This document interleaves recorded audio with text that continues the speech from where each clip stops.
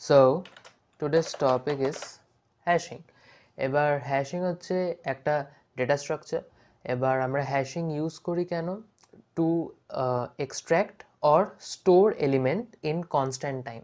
ঠিক আছে, এবার সেটা কি আমি এক্সপ্লেন করবো। হ্যাশিং আমি সিতে দেখাচ্ছি কারণ জাভাতে কালেকশন ফ্রেমওয়ার্ক অলরেডি আছে, আর পাইথনে তো প্রিডিফাইন্ড সবই থাকে, দ্যাটস ওয়াই সি। এবার হ্যাশিং যদি এক্সপ্লেন করতে হয়, এবার আমরা ডেটা রাখি কোথায়? ইন জেনারেল আমরা ডেটা কোথায় স্টোর করি? একটা অ্যারেতে।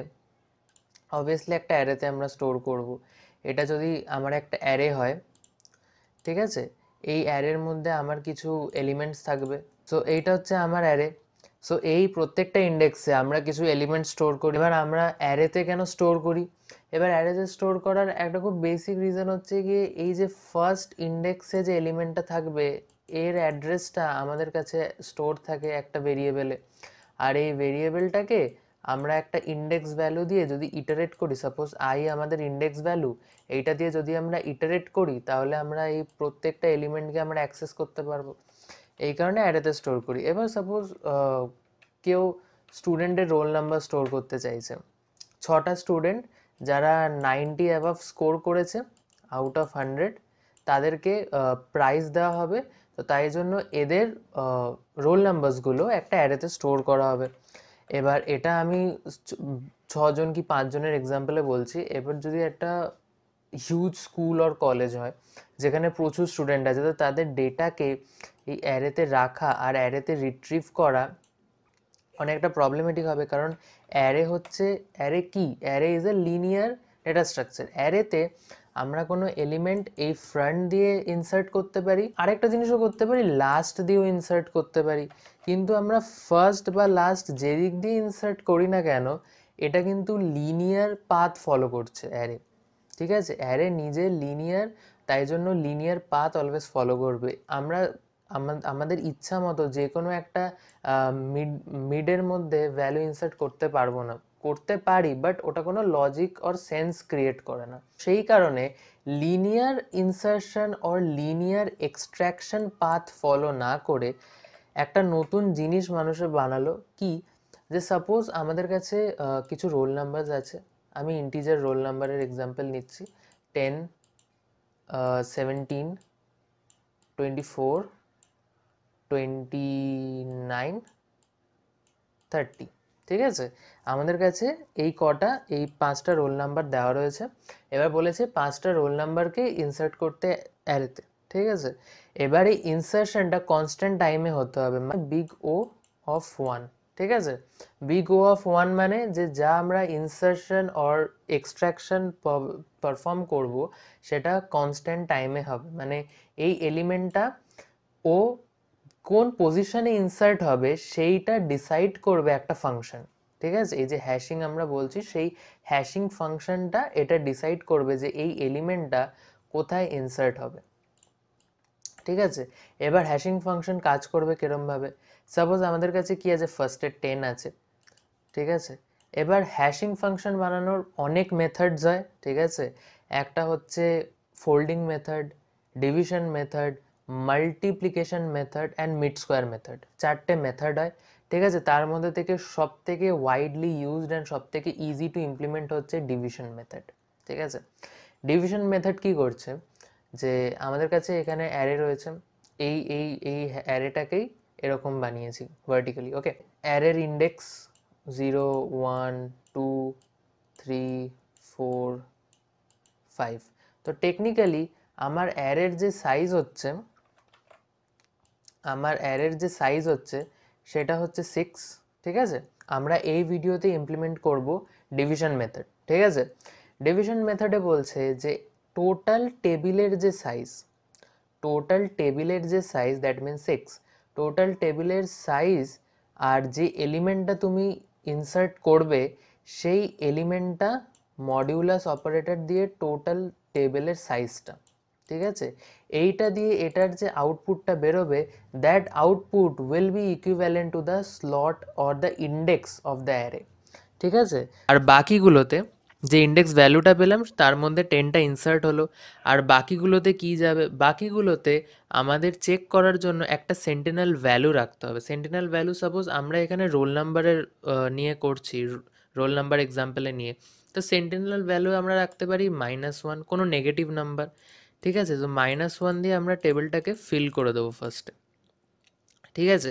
তাতে কি হবে, তাতে বোঝা যাবে যে এইটা 10 বাদে বাকিগুলো এমটি, ঠিক আছে। কারণ আমরা ইন্টিজার ভ্যালু স্টোর করব, রোল একটা ইন্টিজার ভ্যালু, এটা ইন্টিজার অ্যারে, তাই জন্য আমাদের এখানে -1 অ্যাজ এ সেন্টিনেল ভ্যালু দিয়ে রাখবে, কারণ রোল নাম্বার কোনোদিন নেগেটিভে যাবে না।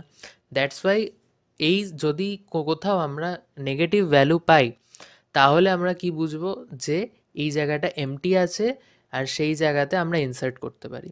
তো এবার আমাদেরকে এমন একটা রোল নাম্বার দিল, সাপোজ 7, পরে জানতে পারলো যে 7 যে রোল নাম্বার সেও 90 আওয়ার স্কোর করেছে, তাকেও অ্যাড করতে হবে টেবিলে।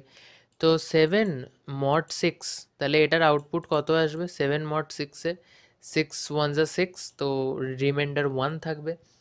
সো এবার দেখতে পাবে যে এই 7 আর এই 10, দেখো ফার্স্ট ইন্ডেক্সে অলরেডি আমার এলিমেন্ট আছে 10, এবার 7-এর যে ইন্ডেক্স ভ্যালুটা বেরোচ্ছে সেটাও 1, তার মানে ফার্স্ট ইন্ডেক্সে 7কেও ইনসার্ট করতে হবে। কিন্তু এরকম তো হয় না যে দুটো এলিমেন্ট, মানে দুটো ডিস্টিংক্ট এলিমেন্ট পাশাপাশি ইনসার্ট হয়ে যাচ্ছে।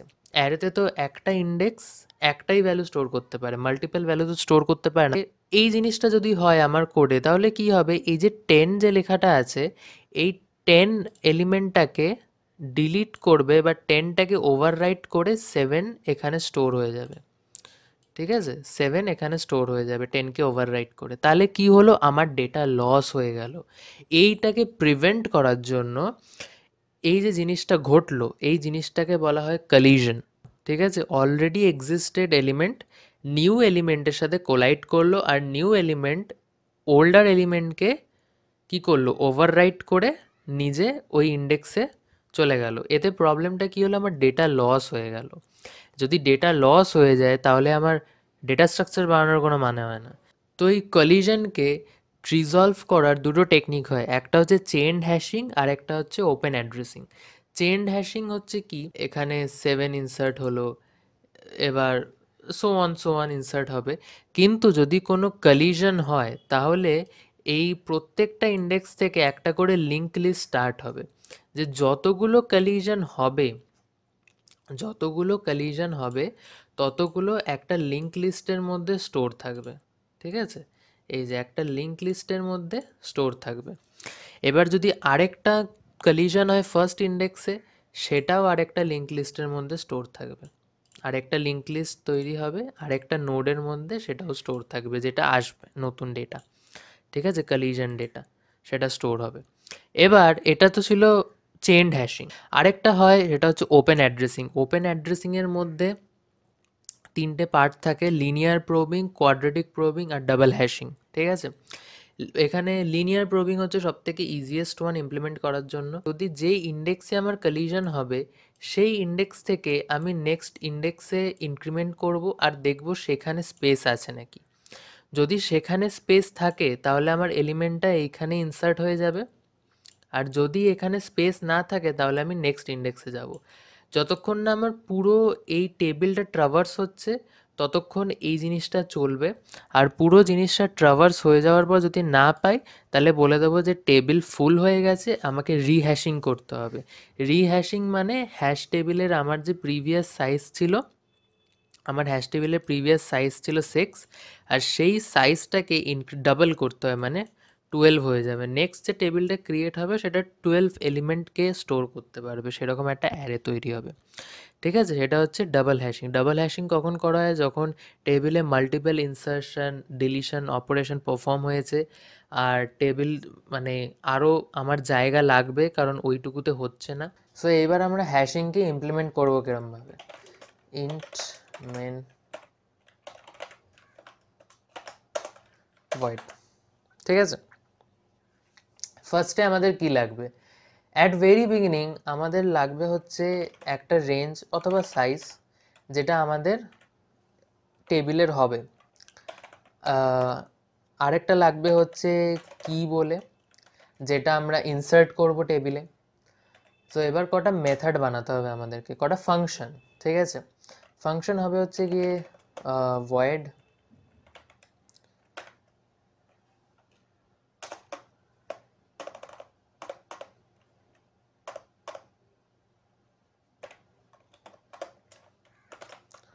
এখানে ভয়েড ইনিশিয়াল বলে আমি একটা ফাংশন বানাচ্ছি যেখানে আমরা অ্যারেটাকে পাস করব আর সেই অ্যারেটাকে আমরা একটা সেন্টিনাল ভ্যালু দিয়ে ইনিশিয়ালাইজ করে দেবো। এবার সেটা সাইজটা নিতে হবে।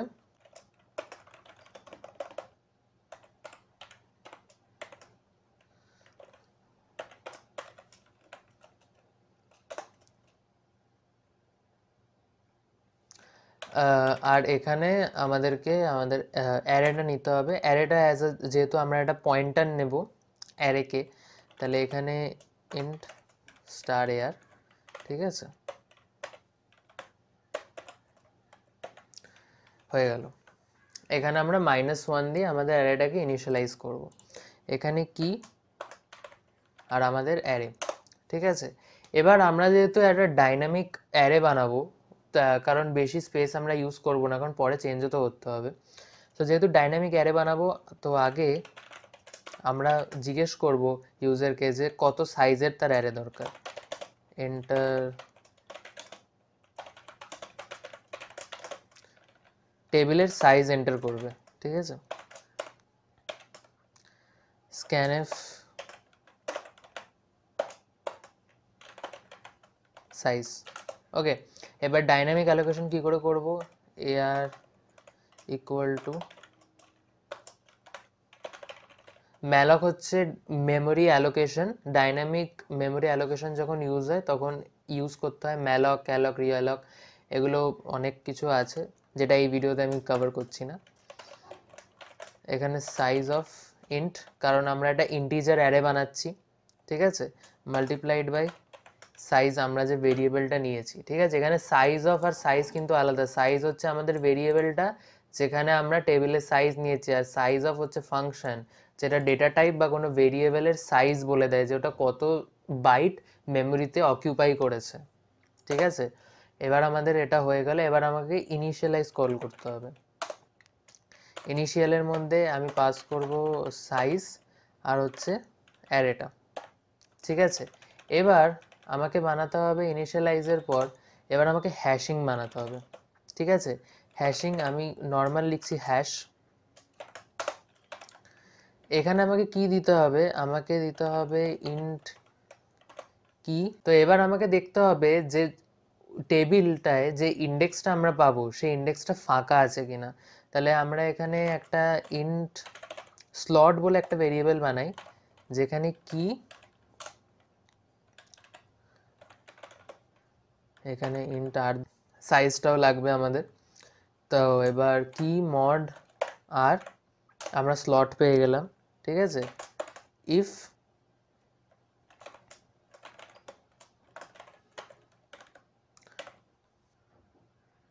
এআর এর মধ্যে চেক করব, তাহলে if slot equal to -1, AR এর মধ্যে যে স্লটটা থাকবে সেটা যদি -1 হয় তাহলে কি করব আমরা?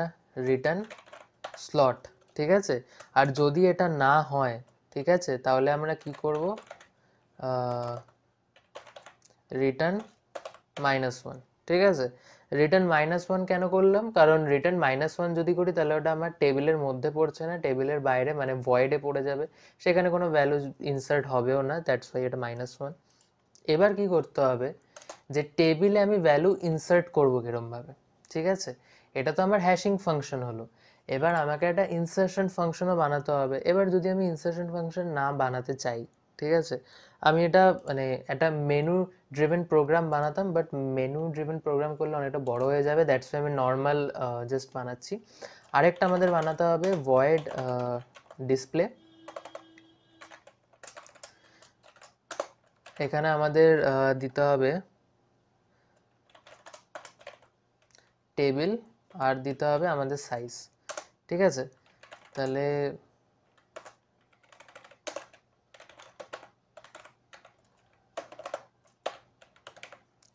I equal to 0, I less than r, I plus plus।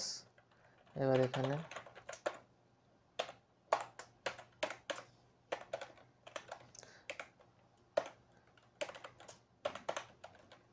এবার আমাদের কি করতে হবে? অ্যারেটাকে ডিসপ্লে করতে হবে, হয়ে গেল। এবার আমি এখানে ইনিশিয়াল কল করে দিয়েছি, যেটা আমার টেবিলকে ইনিশিয়ালাইজ করে দেবে -1 দিয়ে। এবার আমি এখানে কি করব, এবার আমাকে হ্যাশ করতে হবে, ঠিক আছে। এবার কিতে যেহেতু আমি কিছু দিইনি, একটা কাজ করি, কিটাকে আপাতত আমি সরিয়ে দিচ্ছি, ঠিক আছে, কারণ মেনু ড্রিভেন প্রোগ্রাম আমি বানাচ্ছি না, সো আমি কিটা সরিয়ে দিয়েছি, ঠিক আছে। তো এবার আমাকে কি করতে হবে, এআর যেটা আমার অ্যারে ছিল, ঠিক আছে, সেইটার মধ্যে আমি হ্যাশ ফাংশন কল করব। হ্যাশ ফাংশনের মধ্যে আমার কি কি আছে, হ্যাশ ফাংশনে আমায় দিতে হবে কি, যে ভ্যালুটা আমি ইনসার্ট করতে চাই, সাপোজ 10। এরপর আমাকে দিতে হবে সাইজে আমার কাছে যে ভেরিয়েবলটা নিয়েছি সাইজ। তারপর আমাকে দিতে হবে আমার অ্যারেটাকে পাস করতে হবে, ঠিক আছে। এরপর 10 আমি টেবিলে ইনসার্ট করব। এইখানে আমি হ্যাশ ফাংশনের মধ্যে যে 10টা সেন্ড করেছি সেটা হচ্ছে চেক করার জন্য যে স্লটটা অ্যাভেলেবেল কিনা, ঠিক আছে, আর এর ইন্ডেক্সটা ক্যালকুলেট করার জন্য। এই যে স্লট কাজ করছে ইন্ডেক্সের মতো, ঠিক আছে। এই যে হ্যাশ ফাংশনের মধ্যে আমি 10 দিয়েছি, যেটা আমার কি আমি ইনসার্ট করব। এর মধ্যে আমি দেখছি যে এই স্লটটা ক্যালকুলেট করার পর, মানে যে ইন্ডেক্সে আমি কিটা ইনসার্ট করব সেখানে -1 আছে কিনা, যদি -1 হয় তাহলে স্লট রিটার্ন করব, এলস রিটার্ন করব -1, ঠিক আছে। সেই ইন্ডেক্সটা যদি খালি থাকে তাহলে রিটার্ন করব ক্যালকুলেটেড স্লটটা, এলস -1। এখানে আমি একটা মেসেজও দিতে পারি, সেটা হবে হচ্ছে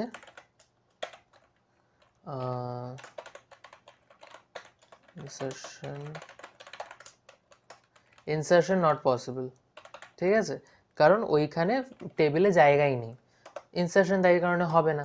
আর রিটার্ন -1 কিছু একটা রিটার্ন করতে হবে, কারণ এখানে একটা ইন্টিজার রিটার্ন টাইপ দিয়েছি আমি। এবার সাইজ হচ্ছে টেবিলের যে সাইজটা, সেটা আমি এখানে আর এ বলে নিয়েছি, আর ভেরিয়েবলের মধ্যে। আর ইন্ট এআর এটা হচ্ছে আমার টেবিলটা, আর এখানে ভ্যালু ইনসার্ট করছি।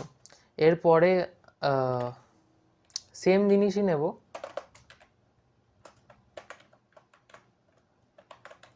তিনটে ভ্যালু ইনসার্ট করে দেখি। 10 ইনসার্ট করেছি, করে দেখি 15, আর এখানে করে দেখি 23।